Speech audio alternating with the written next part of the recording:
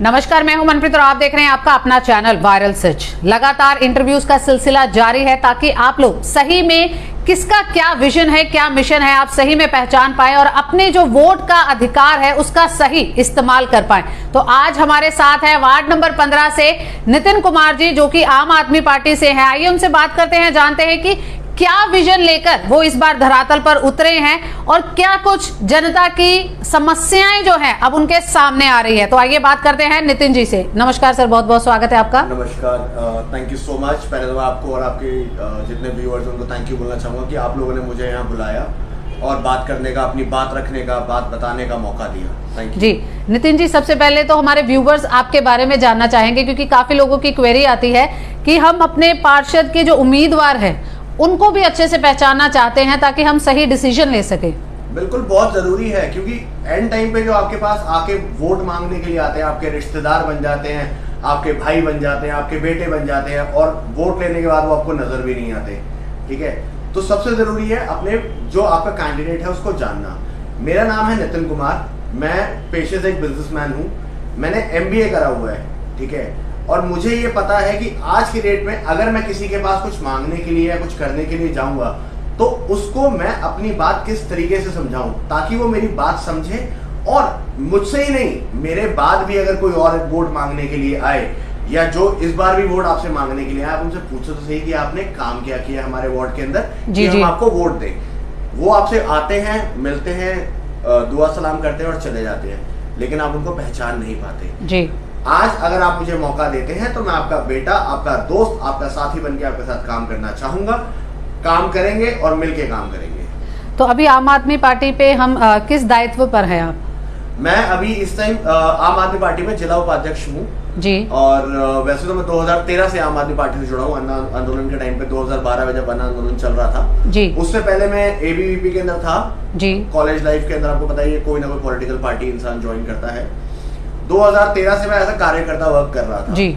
2018 या 2019 के अंदर मैं को जिला उपाध्यक्ष अनाउंस किया गया था और तब से मैं इस उपाधि पे हूँ और पार्टी के साथ मिलकर काम कर रहा हूँ। आम आदमी पार्टी में ही आपने ज्वाइन करने का क्यों सोचा? सबसे बड़ा उसका जो रीजन था आम आदमी पार्टी को ज्वाइन करने का और आम आदमी पार्टी को ही कंटिन्यू करने का, क्योंकि ऑफर्स तो बहुत आए थे जी। आप काम कर रहे हो, आप अच्छा तरीके से रिप्रेजेंट करते हो, तो आप इस पार्टी में आ जाओ, उस पार्टी में आ जाओ, लेकिन जो एक विचारधारा होती है जी, वो विचारधारा आपको ना कहीं मोटिवेट कर देती है। आपको पता चलता है कि आप घर जाके ना शीशा देखते तो लगता है खुद को कि हाँ यार, क्या मैं सही कर रहा हूँ जी जी। यही एक वो चीज है, क्योंकि यही अकेली पार्टी है जिसने आज से पहले या आज भी जो एजुकेशन, हेल्थ इंफ्रास्ट्रक्चर, बेसिक जो सोशल सिक्योरिटी होती है जी, जी, जीने के लिए, उस पे काम कर रही है और उसके लिए लोगों के लिए सोच रही है कि हाँ उनको ये चीजें कैसे प्रोवाइड करी जा सके, ताकि अमीर तो अपने घर में सुखी है ही है जी, जो गरीब है वो भी शांति से जिंदगी जी सके। आप एक बिजनेसमैन हैं, तो अचानक से समाज सेवा और राजनीति का क्यों ऐसे दिमाग में आया? जब 2013 के अंदर मैंने ज्वाइन किया था तो सोचा था उसी टाइम कि मैं अब जाऊं और पॉलिटिकल पार्टी ज्वाइन करके एक अच्छे लेवल पे जाके काम करूं, इलेक्शन लड़ूं। उस टाइम मुझे मेरे ग्रैंडफादर ने एक बात समझाई थी कि बेटा अभी आप पहले अपनी आजीविका बनाओ जी जी, क्योंकि अगर आप आपकी अपनी आजीविका नहीं होगी ना तो आप उसके बाद उस पार्टी में जाके किसी का भला नहीं कर पाओगे, क्योंकि आप अपनी आजीविका निकालने लग जाओगे उससे। उससे आप क्या करोगे, अरे यार इस पैसे को मैं अपने घर पे लगा लेता हूँ, इस पैसे को मैं यहाँ लगा लेता हूँ, मतलब आपके मन में लालच आ जाएगा, भ्रष्टाचारी बन जाओगे। आप उस स्टेज पे आओ पार्टी के अंदर और उस स्टेज पे आके काम करो जब आपको लगता है कि हाँ आप इतने सक्षम हो कि आप अपना घर चला सकते हो जी। ठीक है, आप अपना घर चलाने के लिए आपको चोरी चकारी नहीं करनी पड़ेगी जी जी। यही एक रीजन है कि अब मुझे लगता है कि ये टाइम है कि अब मैं इलेक्शन के बारे में सोच सकता हूँ। तो आपके वार्ड नंबर 15 की बात की जाए तो क्या मुख्य समस्याएं हैं वहां पर, जहां जनता है वो वहां की जो उलझी हुई है उन चीजों में? बहुत, देखिए समस्याएं बहुत ज्यादा हैं। ठीक है, अगर मैं आपको समस्या की बात करूं, अगर आज जो बेसिक जरूरत है मेरी, पानी जी, कई लोग आते हैं हमारे ऑफिस में कंप्लेंट लेके कि आप अगर आप हमारे घरों में आता हुआ पीने का पानी देख लेंगे तो आप उस पानी के साथ खड़े नहीं हो पाएंगे, क्योंकि उस पानी में इतनी स्मेल और इतना गंदा पानी होता है। ओके। कई बार हमने लोगों की शिकायतें आगे रखी। अभी भी हमारे पास कृष्णा कॉलोनी से कई मेरे ख्याल ऑलमोस्ट 200 के आसपास लोग आए थे जिसमें उनके एप्लीकेशन पे साइन है कि आप हमारी कंप्लेंट आगे फॉरवर्ड करें। हमने जब बात रखनी शुरू करी तो उनको वो डर गए जी जी, अगर दोबारा बीजेपी आ गई तो जो हमारा पाइपलाइन डल रही है उसका काम भी बंद हो जाएगा। जी जी, तो उन्होंने बोला आप हमारे को एप्लीकेशन बता दो कैसे लिखनी है, आप हमें प्रोसेस पूरा समझा दो, लेकिन प्लीज हमें खुद करने दो, हमें अपनी राजनीति नहीं चमकानी। मेरे को अपनी राजनीति नहीं चमकानी है बोल के कि नहीं मैंने आपका मुद्दा सॉल्व कराया है, जी। मैं आपको राह दिखाऊंगा। जब तक हम सत्ता में नहीं आते मैं आपको राह दिखाऊंगा कि हम इसको किस तरीके से कर सकते हैं। हमने उनको राह दिखाई। आज वो 4 गलियां हैं जहाँ पे वो गंदा पानी आता है, उन 4 गलियों के अंदर छोटे छोटे बच्चे हैं। जी जी, मेरे घर में भी छोटा बच्चा है, अगर जी। मुझे वो पानी मिले तो मैं भी बर्दाश्त नहीं कर पाऊंगा। जी, तो लोगों की समस्या सुलझी, उनकी बात को रखा गया, उनकी बात को समझा गया, और कहीं ना कहीं उनको ये भी पता था कि हाँ यहाँ पे आम आदमी पार्टी का ऑफिस खुल गया है, तो कहीं ये ना हो कि ये इनके थ्रू हमारे पास है। जी, तो हमें खुशी है कि उनका जो समस्या थी वो सुलझी, काम होने से मतलब है। जी। तो पानी को छोड़कर और भी समस्या है, अगर मूलभूत सुविधाओं की अगर हम बात करें, सड़क, सीवरेज, पानी, बिजली, सब चीजें इसके अंदर आती हैं। तो जी बिजली का तो आप खुद ही जानती हैं क्या हाल है जी, कोई इससे अचूका नहीं, और किसी को कोई ऐसा बंदा है नहीं गुड़गांव में इंसान जिसको ना पता हो कि बिजली के क्या हाल है। जी जी, इतने लंबे लंबे पावर कट, फ्लक्चुएशन हो रही है लाइट के अंदर। बात करते हैं सड़क की। सड़क जितने भी लोग वहां रहते हैं वार्ड 15 में, सबको पता है 2-2 महीने हो गए, 3-3 महीने LNT का काम चल रहा है, कभी आपकी अंडरग्राउंड वायरिंग हो रही है, कभी सीवेज हद से ज्यादा भर जाता है तो सड़क बंद करनी पड़ जाती है उनको। उसके अलावा अगर आप वहां जाके देखें तो सेक्टर 4 की नालियां उनकी सड़क से ऊंची है, पानी टप्पा खा के अंदर नहीं जाएगा। जी जी, एक बेसिक रिक्वायरमेंट पता होती है आपको कि जब आप काम कर रहे हो ना तो आपको नाली का स्तर क्या बनाना है कि पानी का पूरा फ्लो नाली के अंदर जाए। जी जी, ऐसे तो पानी नाली के अंदर जाएगा ही नहीं, और आप ऐसे और इसी भ्रष्टाचारी तरीके से आप आज क्या आने वाले 10 साल तक भी काम नहीं कर पाएंगे। आज इन्होंने अपना एक कैंडिडेट खड़ा किया है, अब वो बोलेंगे जी हमारा ये कैंडिडेट अच्छा नहीं था, अब हम दूसरा कैंडिडेट उतार रहे हैं बीजेपी से ही। जी जी, आपकी विचारधारा तो सेम है ना, आपका भ्रष्टाचार का तरीका तो सेम है ना, आपको पता है कि आपकी नीयत नहीं है काम करने की। तो सबसे जरूरी चीज है नीयत। इसी के ऊपर सबसे पहले ये लोगों को काम करना पड़ेगा। अगर आप हमारे को मौका देते हैं, हम आएंगे, हम लड़ेंगे इलेक्शन, हमारी पार्टी आगे आएगी। हमारे को सोना में भी लोगों ने बहुत पसंद किया था। जी जी, क्योंकि वो चाहते हैं बदलाव, क्योंकि बीजेपी के अंदर आज एक घमंड आ चुका है। घमंड तो रावण का नहीं टिका, तो ये तो बीजेपी है। तो अगर हम भ्रष्टाचार के ऊपर बात करते हैं तो क्या लगता है कि नगर निगम इसमें कितनी हिस्सेदारी निभा रहा है? देखिए, नगर निगम की हिस्सेदारी, नगर निगम के बिना तो पहली बात कोई चीज हो नहीं सकती।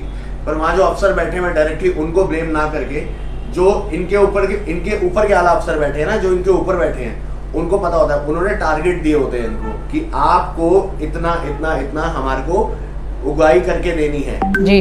इससे पहले आप अगर देखें तो अभी सड़क के ऊपर जितने फुटपाथ बने हुए हैं जी, उन फुटपाथ को तोड़ के दोबारा फुटपाथ बनाए जा रहे हैं, ठीक फुटपाथ को तोड़ के। क्यों? क्योंकि उनको पता है कार्यकाल खत्म हो रहा है ना, पैसा भी तो जेब में भरना है, कैसे भरेंगे? बनी हुई सड़क को दोबारा तोड़ के दोबारा बनाया जा रहा है जी, इसी रीजन से कि जेब में पैसा भरना है। तो अगर हम बात करें आपकी, अगर जो पार्टी से ही आप अपने गुहार लगाएंगे टिकट के लिए? मैं आपको एक बात बताता हूँ, मेरा पार्टी से कोई ऐसी डिमांड नहीं है कि मुझे टिकट दो जी। पार्टी को अगर लगता है कि मैं उस काबिल हूँ जी, मुझे टिकट दी जाए तो पार्टी मुझे टिकट दे। पार्टी को मुझसे अच्छा कोई और मिलेगा, मैं उस पार्टी के उस बंदे के साथ खड़ा हूँ, क्योंकि मैं इस पार्टी की विचारधारा से सहमत हूँ, मैं इस पार्टी की विचारधारा के साथ चलता हूँ। मैं इस लालच में नहीं आया था यहाँ पे ये मुझे टिकट मिलेगी या नहीं मिलेगी। मेरे को ये पता है कि काम होना चाहिए, जो जरूरत है लोगों की वो पूरी होनी चाहिए। मैं करूं, कोई और करे जी, लेकिन ईमानदार और सच्चा इंसान होना चाहिए। अगर पार्टी आपको मौका देती है या जनता आपको मौका देती है वार्ड नंबर 15 के पार्षद के रूप में, तो सबसे पहले फोकस किस चीज पर होगा आपका? सबसे पहला जो मेरा फोकस होगा, जो वहां पे जितना भी पेंडिंग काम है जी, क्योंकि पेंडिंग काम तो ये लोग रोक देते हैं ना, उनको पता होता है इलेक्शन आने वाले हैं तो लोग हमारे को ही वोट देंगे, क्योंकि उनको पता है इन्होंने काम रोका हुआ है। अगर मैं आता हूं तो सबसे पहले मेरी प्रायोरिटी होगी साफ पानी, साफ सड़कें, आपके पूरे वार्ड में सफाई जी, जितना भी ये सीवेज का काम रुका हुआ है और जो गलत तरीके से हो उसको ठीक कराना जी। उसके बाद जो सबसे जरूरी काम है जिस पर पहले वर्किंग होगी वो है आपका मोहल्ला क्लिनिक जैसी सर्विसेज। ताकि लोग इनकी जितने बड़े बड़े हॉस्पिटल हैं यहाँ पे उनकी जेबें ना भरे। जी जी। क्योंकि आज अगर आपको बुखार भी है, आप हॉस्पिटल जाओगे तो वापस आओगे, अगर आप एक दिन के लिए एडमिट हुए, 2 दिन के लिए, तो 40-50 हजार रुपए का बिल कहीं नहीं गया जी। उनकी जेबें ना भरी है। मोहल्ला क्लिनिक जैसी जो बेसिक सुविधाएं हैं लोगों को वो दी जाए, तो पहली प्रायोरिटी यही रहेगी। और इसके अलावा जितने जो हमारे सरकारी स्कूल हैं जी, उनको हम दिल्ली के सरकारी स्कूलों की तरह ही बनाएंगे। आज अगर आप किसी परिवार से पूछो ना तो उसका दुख झलकता है जब उसकी आप बात सुनोगे कि मेरा बच्चा सरकारी स्कूल में जाता है। अभी हम पीछे एक जनसभा कर रहे थे, यहाँ पे हम लोगों से मिले, लोगों से डोर टू डोर कैंपेन के अंदर बात करी, तो हमने एक इंसान से पूछा कि आप, एक व्यक्ति से पूछा, उन्होंने बताया कि मेरा बच्चा सरकारी स्कूल में पढ़ता है, और बोलते बोलते वो रो पड़े कि मेरे पास इतना पैसा नहीं है कि मैं अपने बच्चे को प्राइवेट स्कूल में पढ़ा पाऊँ। तो जितने हमारे सरकारी स्कूल हैं उनके ऊपर काम करेंगे, उनको दिल्ली के सरकारी स्कूलों की तरह ही बनाएंगे। ऐसे नहीं जैसे आज आपकी बीजेपी गवर्नमेंट, जो हमारी बीजेपी गवर्नमेंट है, जिन्होंने क्या बोला कि अगर आप सरकारी स्कूल में जाओगे तो आपको 500 रुपए फीस भरनी है। जी जी। अगर आप प्राइवेट स्कूल में जाओगे तो 1100 रुपए हम आपको देंगे जी। आप प्राइवेट स्कूलों को बढ़ावा दे रहे हो जी। आप चाह रहे हो कि वहां पे उनका बिजनेस और अच्छा हो ताकि उनसे आपको मुनाफा आता रहे। नहीं, हम उन लोगों के लिए काम करना चाहेंगे जिनको उसकी जरूरत है। सरकारी स्कूल अच्छा होगा, अगर हमारा बच्चा अच्छा पढ़ लिख जाएगा तो ही वो आने वाला कल अपने परिवार का और अपने देश का सुधार पाएगा।